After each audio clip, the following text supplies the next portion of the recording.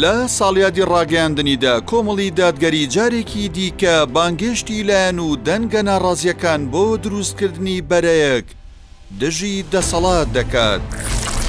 لا پێنەو گێڕانەوەی هیوا و متمانە بۆ هاوڵاتیان و کۆتایی هێنان بەو بارودۆخی دەسەڵات بەسەر هاوڵاتیاندا هێناوێتی، کۆمەڵی دادگەری بە فەرمی ئامادەیی بۆ یەخستنی هێز و دەنگە ناڕازیەکانی دەرەوەی دەسەڵات ڕاگەیاندووە و کاریشی بۆ دەکات.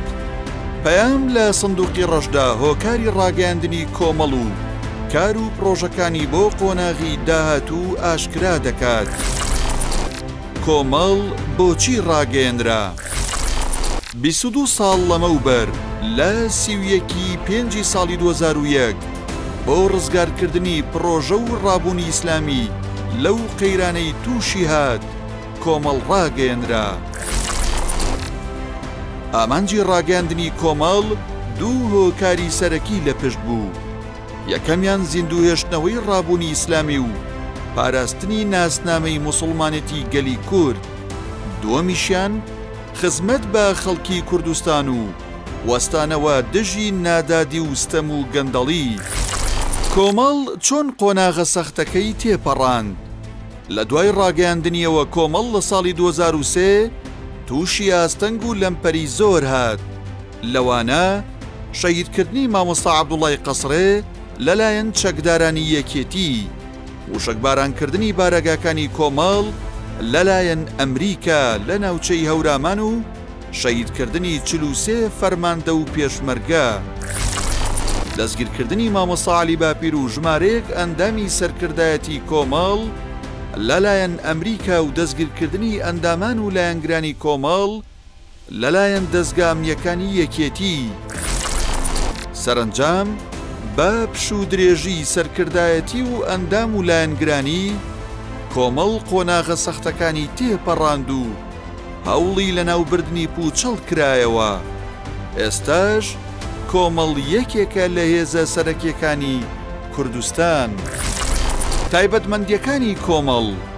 کۆمەڵ وەک هێزێکی ئیسلامی کۆمەڵێک تایبەتمەندی هەیە، لەوانە هێزێکە هەڵقوڵاوی ناوخۆی هەرێمی کوردستانە و وابەستەی هیچ قوتابخانەیەکی دەرەکی نییە. سەرۆک و سەرکردەکانی لە سەردەمی شاخ ڕوبەڕووی ستەمکاری بەعز بوونەتەوە. لە دوای کەوتنی بەعز دەستبەرداری خەباتی چەکداری بوو، ڕۆڵێکی کارایی لە دروستبوونی ئۆپۆزیسیۆن و بەرەنگاربوونەوەی گەندەڵیەکانی پارتی و یەکێتی بینیوە. ڕاشکا و ڕازگۆیە لە سیاسەتکردن و تا کۆتایی ڕێگە لەگەڵ هاوبەشەکانی دەڕوات. هێزێکە کۆمپانیا و پرۆژەی لەگەڵ دەسەڵات نییە، بە پێچەوانەی هەندێک هێزی دیکە کە بانگەشەی ناڕازی بوون دەکەن و لە پرۆژەی وەبەرهێنان و نیشتەجێبوون شەریکی دەسەڵاتن. پرۆژەکانی کۆمەڵ بۆ خەڵکی کوردستان. کۆمەڵ لە پێناوی هەژاران دەستگای بەخشینی دامەزراند کە تا ئێستا زیاتر لە 34 ملیار دینار هاوکاری هەژار و کەم دەرامەتانی کردووە. لە بواری پەروەردە و زانستە شەرعیەکان کۆمەڵ چەندین دەستگا و ناوەندی پەروەردەیی کردوتەوە.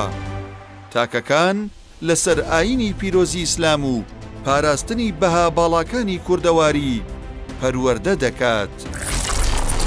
لە بواری میدیاییشدا کۆمەڵ کەناڵی پەیام و بانگەواز و کەناڵە نێوخۆیەکان و ڕادیۆکانی خستۆتە خزمەتی گەیاندنی پەیامەکانی ئاینی پیرۆزی ئیسلام و داکۆکیکردن لە خەڵکی کوردستان.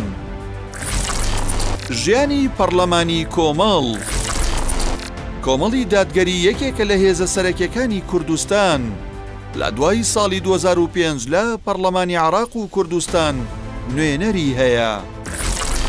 لەسەر ئاستی پەرلەمانی عێراق پەرلەمانتارانی کۆمەڵ لە پێنجخولی پەرلەمانی عێراق داکۆکی سەرسەختیان لە موچە و بودجە و داواکاریە دەستوریەکانی خەڵکی کوردستان کردووە. لەسەر ئاستی پەرلەمانی کوردستانیش پەرلەمانتارانی کۆمەڵ لە خولە جیاوازەکاندا بە وردی بەدۆداچوونیان بۆ کاروباری هاوڵاتیان و لێپرسینەوە لە حکوومەت کردووە. بە جۆرێک لە خولی پێنجەمی پەرلەمانی کوردستان لەسەر پێشنیازی فراکسیۆنی کۆمەڵ بۆ یەکەمین جار لە مێژووی پەرلەمانی کوردستان سەرۆکی حکوومەت لەسەر لێبڕینی موچە پرساندنی بۆ کرا.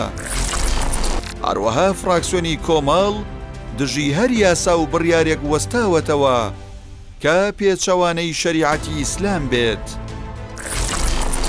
بۆ قۆناغی ئێستا کۆمەڵ چی دەکات؟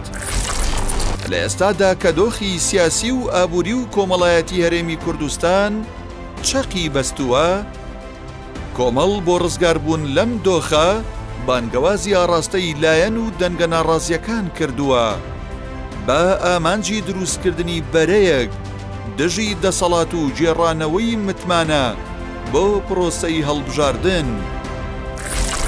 کۆمەڵ ئامانجێتی دەنگە ناڕازیەکان لە بەرەیەکدا ڕێک بخرێن بۆ ڕاستکردنەوەی پرۆسەی حکومڕانی، ئەمەش بەکاری پێکەوەی و هاوبەش بەدیدێت.